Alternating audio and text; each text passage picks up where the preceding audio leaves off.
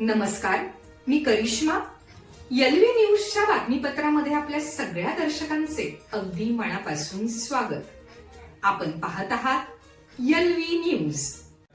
आणि पंचायत समितीच्या उमेदवारांच्या निवडणुकीसाठी होत असलेल्या सभेसाठी उपस्थित असलेले या राज्याचे माजी मंत्री सन्मान्य अजितरावजी घोरपडे सरकार, आमदार सन्माननीय इद्रिसभाई नायकवडी साहेब, मंकाली कारखान्याचे चेअरमन सन्मान्य अनिताताई सगरे, जिल्हा परिषदेचे माजी सदस्य सन्मान्य राजाराम पाटील, मंकालीचे माजी संचालक पोपटराव शेटे, माजी सरपंच तम्माना घागरे, भारतीय जनता पक्षाचे तालुका अध्यक्ष सन्मान्य उदयराजे भोसले, सांगली कृषी उत्पन्न समितीचे माजी उपसभापती कोंडाजी आप्पा, जिल्हा परिषदेचे उमेदवार रावसाहेब पाटील आणि पंचायत समितीचे उमेदवार IT पाटील सर, या परिसरातील उपस्थित सर्व गावचे आजी माजी सरपंच, सोसायट्यांचे आजी माजी पदाधिकारी, वेळेअभावी मी नामोल्लेख करत नाही,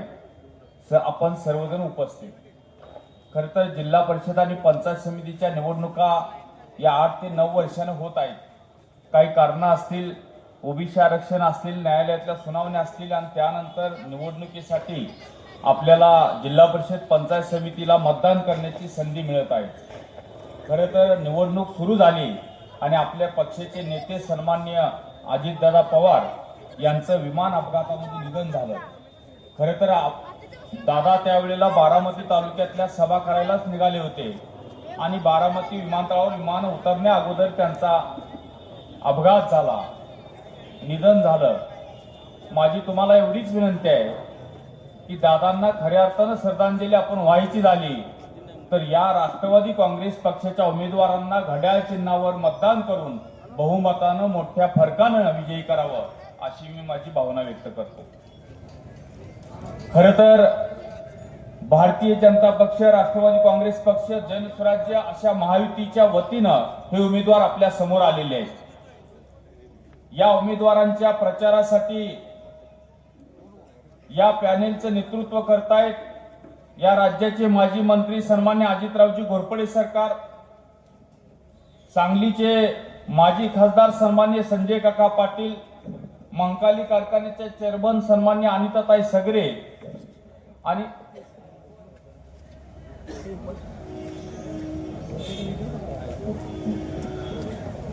आणि भारतीय जनता पक्षाचे तालुका अध्यक्ष सन्मान्य उदयराजे भोसले यांच्या नेतृत्वाखाली कवठेमंका तालुक्यामध्ये महायुतीचे उमेदवार लढतायत.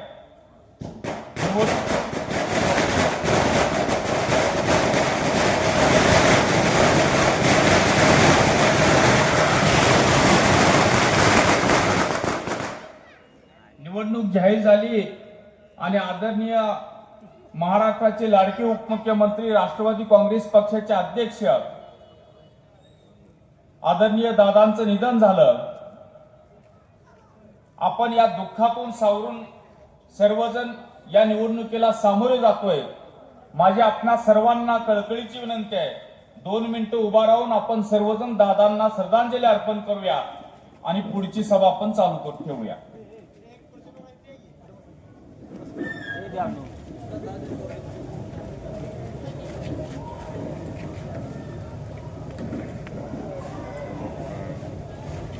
ठीक आहे.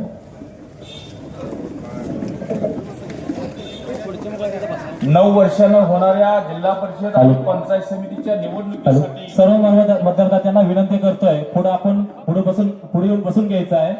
सर्व मान्यवरांना एक विनंती आहे, कृपया स्टेजच्या समोर बरीच जागा आहे, कोणी उभा न राहता बसून घ्यायचं आहे. बसण्यासाठी व्यवस्था केलेली आहे. सर्व मान्यवरांना मतदारांना विनंती आहे, त्यांनी स्टेजच्या साईडला अजूनही जागा आहे, त्या ठिकाणी बसून घ्यायचं आहे. कंटिन्यू. ज्येष्ठ नेते माजी मंत्री सन्मान्य अजितरावजी घोरपडे सरकार आपल्या पाठीशी उभा आहेत. सरकारांच्या बाबतीत बोलायचं झालं, केंद्रात काँग्रेसचं सरकार असताना सरकारने एक विषय मांडला, पेट्रोलमध्ये इथेनॉल मिसळण्याचा. खरं तर आम्हालाही त्यावेळेला माहित नव्हतं इथेनॉल नेमकं काय आहे आणि या इथेनॉलचा शेतकऱ्यांशी काय संबंध येतो. त्यावेळेला केंद्रीय पेट्रोलियम मंत्री मणिशंकर अय्यर होते आणि सरकारांनी त्यांची वेळ घेऊन त्यांना इथेनॉलचं महत्व पटवून दिलं. त्यांना सांगितलं की पेट्रोलमध्ये काही पर्सेंटेज तुम्ही इथेनॉल मिसळण्याची परवानगी द्या. पण दुर्दैवाची बाब, त्या सन्माननीय मंत्र्यांच्या डोक्यात हा विषय आला नाही आणि तो विषय तिथंच थांबला. 2014 नंतर केंद्रातलं सरकार बदललं आणि केंद्रात भारतीय जनता पक्षाचं एनडीएचं सरकार आलं. गडकरी साहेबांच्या माध्यमातून आणखी काही संबंधित नेत्यांच्या माध्यमातून सरकारने हा मुद्दा मांडला आणि आनंदाची बाब म्हणजे केंद्रातल्या सरकारनं पेट्रोलमध्ये इथेनॉल मिसळण्याचा निर्णय घेतला. पहिल्यांदा 5%, 10%, आता मला वाटतं 20% तो निर्णय घेतलेला आहे. राष्ट्राच्या दृष्टीनं अतिशय महत्वाचा असणारा इथेनॉलचा विषय मांडणारा नेता आपल्याला लाभलेला आहे. कवठेमंकाळ तालुका महाराष्ट्रामध्ये सांगली जिल्ह्यामध्ये येतो, पण देशाला दिशा देणारा निर्णय कुणी घेतला असेल तर तो आदरणीय घोरपडे सरकारांनी घेतला. इथेनॉल पेट्रोलमध्ये मिसळण्याच्या निर्णयामुळे शेतकऱ्यांच्या ऊसाला भाव वाढला. प्रत्येक ऊस उत्पादन करणाऱ्या शेतकऱ्याच्या जीवनामध्ये बदल घडवणारी घटना घडली. इतके मोठे क्रांतिकारी निर्णय घेणारा नेता आज आपल्याला नेतृत्व लाभलेलं आहे. त्यांच्या मार्गदर्शनाखाली या निवडणुका करतो, ही तुमच्या आमच्या अभिमानाची गोष्ट आहे. सरकारने कारखानाही उभा करायचं काम सुरू केलेलं आहे. महाराष्ट्राच्या आणि कर्नाटकच्या सीमेवर त्यांचा कारखाना आहे. मला वाटतं इथेनॉल सर्वाधिक इथेनॉल 100% इथेनॉल 90% इथेनॉल तयार करण्याचा परवाना त्यांना मिळालेला आहे. ही सुद्धा कवठेमंकाळ तालुक्याच्या दृष्टीने आनंदाची बाब आहे. म्हैसाळचं पाणी राज्यामध्ये मंत्री असताना राज्यामध्ये महायुतीचं सरकार आलं 95-96 नंतर आणि त्या सरकारमध्ये फक्त पाणी, दुष्काळी भागाला पाणी मिळालं पाहिजे या एकाच विषयासाठी त्यांनी अपक्ष असतानाही राज्यातल्या सरकारला पाठिंबा दिला. कृष्णा खोरे महामंडळ तयार झालं. म्हैसाळ योजनेचा प्रत्येक पाट कालवा सरकारांनी पायी फिरून पाहिला. कालच इथं सभा झाली आणि त्या सभेमध्ये सरकार काही लोकांनी तुमच्यावर आरोप केले की या भागातला कॅनॉल म्हैसाळचा तुम्ही दुसरीकडे वळवला. खरं तर सरकारांचा काडीमात्र दोष नाही त्यामध्ये. ज्यांनी पाठ दुसरीकडे वळवायला लावला ते त्यांच्या मांडीला मांडी लावून बसले होते. पण दुर्दैवाची बाब, जनतेला खरं सांगायची हिंमत कुणातही उरली नाही. म्हैसाळचं पाणी सरकारांनी दिलं आणि टेंबूचं पाणी 2014 नंतर भाजपचे खासदार संजय काका झाले आणि काकांनी दिलं. खरं तर मार्केटिंगला आपण कमी पडलो. सरकार आपण काम 100% केलं पण 5% मार्केटिंग आपण केलं नाही. पण ज्यांनी काम 5% केलं नाही त्यांनी मार्केटिंग मात्र 100% केलं. या टेंबूच्या पाण्यावर कुणीही हक्क सांगू नये. केवळ राज्यातलं देवेंद्र फडणवीस साहेबांचं सरकार आणि केंद्रातलं मोदी सरकार याच्याशिवाय कुणीही श्रेय घेता कामा नये. मतदारसंघाची पुनर्रचना झाली आणि 2009 नंतर तुम्ही आला या मतदारसंघामध्ये. 9 ते 14 तुम्ही टेंबूसाठी काय केलं आकडेवारी सगळी जाहीर करा. 14 नंतर कृष्णा खोरे महामंडळाला 1200 कोटी गडकरी साहेबांच्या माध्यमातून बळीराजा सिंचन योजनेतून मिळाले आणि त्यानंतर उर्वरित सगळी कामं मार्गी लागली. हे सत्य विरोधात लढणाऱ्या उमेदवारांना माहिती आहे, पण सत्य झाकून ठेवायची सवय लागलेली आहे. केवळ राज्यात देवेंद्र फडणवीस साहेबांच्या माध्यमातून सरकार आला आणि या दुष्काळी तालुक्याचा पाण्याचा विषय मिटला. दुधेबाईच्या तलावात पाणी आलं, ढालगावच्या ओढ्यात पाणी आलं, चोरुचीच्या ओढ्यात पाणी आलं, आरेवाडीला पाणी मिळालं.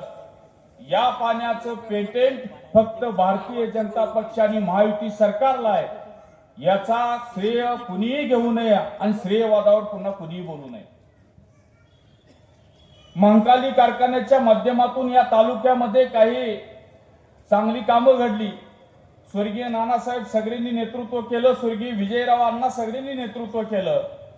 महंकाली कारखान्याच्या माध्यमातून या तालुक्यात काही वैभवशाली दिवस होते, पण साखर उद्योगातील काही अडचणीमुळे महंकाली कारखाना अडचणीत आला आणि या अडचणीत येणारा कारखाना चक्रव्यूहात कुणी फसवला हे सर्वांना आपल्याला माहिती आहे. तुम्ही या मतदारसंघामध्ये नेतृत्व करत होता, आमदार म्हणून काम करत होता. तुम्ही या महंकाली कारखाना सुरू होण्यासाठी काय प्रयत्न केला ते एकदा लोकांच्या समोर सांगा. काडीचं काम करायचं नाही, गोड गोड बोलायचं, भावनिक बोलायचं, गरिबांची बाजू घेतोय असं दाखवायचं आणि काम मात्र शून्य. आनंदाची बाब सध्या महंकाली कारखान्याचा जो विषय आहे त्या विषयावर राज्याचे मुख्यमंत्री देवेंद्र फडणवीस साहेब आणि वारणा उद्योग समाजचे नेते विनय कोरे सावकार यांनी मार्ग काढलेला आहे. पुढचा गळीत हंगाम सुरू होईल हाही आपल्या तालुक्या दृष्टीने आनंदाची बाब आहे. सरकारने काम उभा केलं डोंगरासारखं या तालुक्यात. काकांनी त्यांच्या खासदारकीच्या काळात काम केलं. अनिताताईंच्या माध्यमातून सगळे कुटुंबांच्या माध्यमातून काम उभा राहिलं आणि इतकं काम केले असताना आज कुणीतरी येऊन कामाचा हिशोब मागतंय. खरं तर आम्हाला खूप दुःख झालं सरकार. आता तुम्ही आम्ही विचार करण्याची ही निवडणूक आहे. या निवडणुकीला जिल्हा परिषदेच्या माध्यमातून रावसाहेब पाटील आपल्या समोर आहेत. रावसाहेब पाटलांचं चोरूची गाव आहे. आज साधारण 2500 ते 2600 मताचं गाव आहे. गावाची इतकी एकीची वजरमूठ ठेवल्या. खरं तर एखादं गाव एक करणं आमदारांना सुद्धा शक्य होत नाही. त्यांचं स्वतःचं गाव, ते गाव रावसाहेब पाटलांनी एक केलं. चोरूचीचा संघर्ष अख्ख्या तालुक्याला माहित होता, पण रावसाहेब पाटलांनी बसून गावातले वादविवाद गटतट बाजूला ठेवून गावाची एकी ठेवली आणि गाव प्रगतीच्या दिशेने नेलं.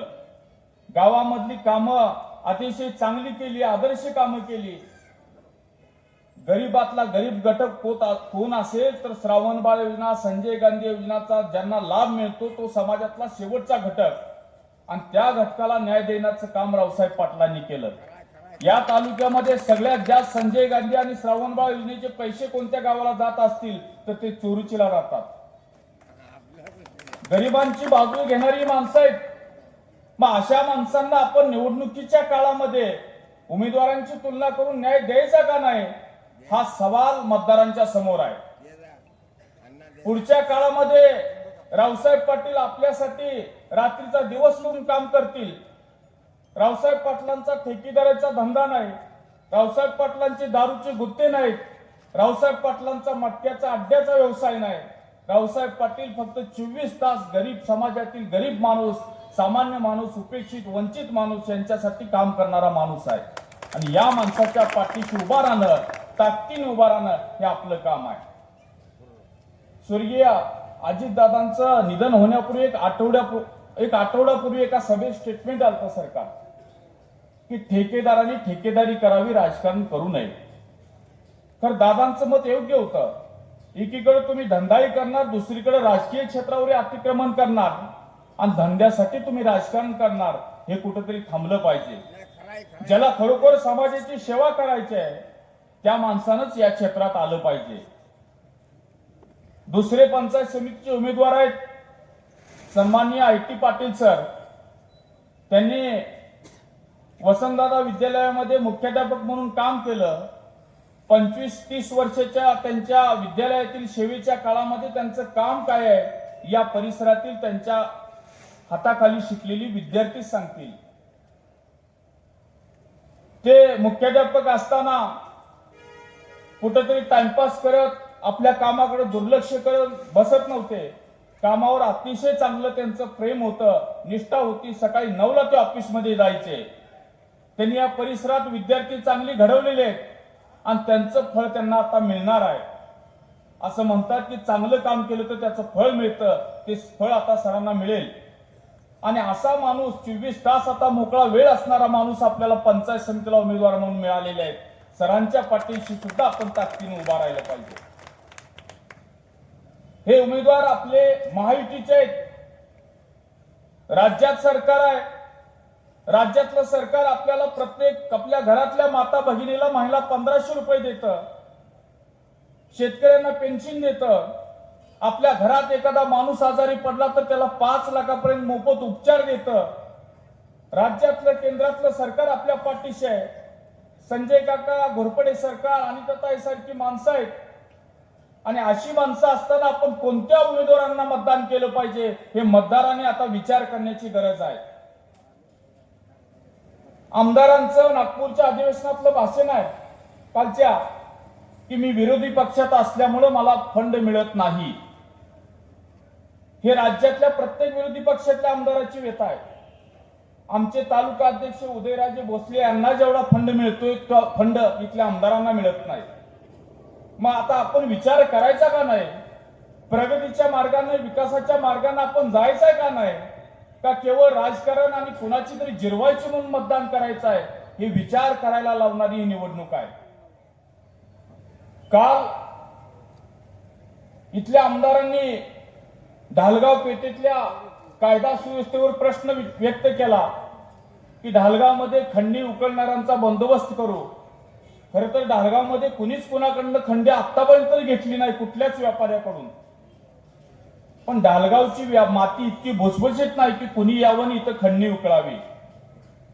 नितीन भाऊच्या बाबतीत काही विषय घडला. खरं तर नितीन भाऊंची चूल आता बंद पडली नाही की त्यांनी कुणाकडनं तरी खंडणी घ्यावी. आरोप करताना तुम्ही किमान त्याची शहानिशा तर करायला पाहिजे होती. आणि एवढीच कायदा सुव्यवस्थेची बाजू तुम्हाला लावून धरायची असती, एवढंच जर तुम्हाला गुन्हेगारीवर बोलायचं असतं तर ज्या वेळेला भारतीय जनता पक्षाचे आमदार गोपीचंद पडळकर साहेबांच्या गाडीवर सोलापूरमध्ये हल्ला झाला, ते तुमच्याच पक्षाच्या रोहित पवार यांच्या आमदार रोहित दादा पवार यांच्या काकेतली लोक होती. त्यावर तुम्ही एखादी प्रतिक्रिया दिली नाही. ती गुन्हेगारी तुम्हाला कधी दिसली नाही. आटपाडीमध्ये आमदार रोहित दादा पाटील यांच्या जवळची माणसं एक डंपर काट्या दगड घेऊन उभा राहिली होती. आमदार गोपीचंद पडळकर साहेबांवर जीव घेणा हल्ला होणार होता. राज्यामध्ये इतकी मोठी घटना घडली, एखादा आमदार सुरक्षित राहू शकत नाही. संविधानिक पदावर असणाऱ्या माणसावर हल्ला करण्यासाठी एवढं नियोजन होतंय. त्यावेळेला शेजारच्या तालुक्यामध्ये इतकी मोठी गुन्हेगारीची घटना घडली. त्यावेळेला रोहित दादा तुमचं तोंड कधी उघडलं नाही. तुम्हाला गुन्हेगारीवर बोलायचा नैतिक अधिकार नाही. तुम्ही तुमच्या पक्षातल्या लोकांकडून ज्यावेळेला गुन्हेगारीची कृत्य घडतात त्यावेळेला तुमची कुठं मीडियात बाईट येत नाही, प्रतिक्रिया येत नाही. आणि नसलेल्या विषयावर मात्र तुम्ही वातावरण उभा करताय. याचाही आता मतदारांनी विचार करण्याची गरज आहे. नितीन भाऊंचं काम चांगलं आहे. तरुण आहेत, धडाडीचे आहेत. नितीन राणे साहेबांपर्यंत त्यांचे संबंध आहेत. आणि चांगलं काम घडत असताना बदनाम करायचे उद्योग सुद्धा माणसाकडून घडतात. आता याची सवय सुद्धा नितीन भाऊ तुम्ही करून घेतली पाहिजे. त्यांनी या निवडणुकीमध्ये आपल्याला पाठिंबा दिला महायुतीला, त्यांचे आपण टाळ्यांच्या गजरामध्ये स्वागत करू. खरं तर वेळ कमी आहे. पुढच्या सभा सुद्धा सरकारांना कव्हर करायच्या आहेत. मी तुम्हाला पुन्हा एकदा कळकळीची विनंती करतोय, आपल्याला खरोखर या परिसरामध्ये विकास कुणी केला असेल, मागच्या काळामध्ये कुणी विकासाची कामं मार्गी लावली असतील, तुमच्या मनाला तुम्ही एकदा विचारा आणि मग तुम्ही चांगल्या पद्धतीने मतदान करा. पुढच्या काळामध्ये या उमेदवारांना तुम्ही भरघोस मताने विजयी केलं तर राज्यातलं केंद्रातलं सरकार आणि जिल्हा परिषदमध्ये सुद्धा महायुतीचीच सत्ता येणार आहे. मग कशाला कुणाकडे बघायचं आहे? कारण या उमेदवारांच्या पाठीशी उभा राहूया आणि या परिसरातला विकास मार्गी लावूया, प्रगती करूया, एवढीच भावना व्यक्त करतो. थांबतो. धन्यवाद. चालू घडामोडींचे अपडेट्स जाणून घेण्यासाठी आपल्या एलव्ही न्यूज चॅनलला सबस्क्राईब जरूर करा, लाईक करा, शेअर करा व कमेंट देखील करा. बेल आयकॉनवर प्रेस करा व नोटिफिकेशन्स मिळवा. पाहत रहा फक्त एलव्ही न्यूज. मुख्य संपादक विलास उत्तम लोखंडे.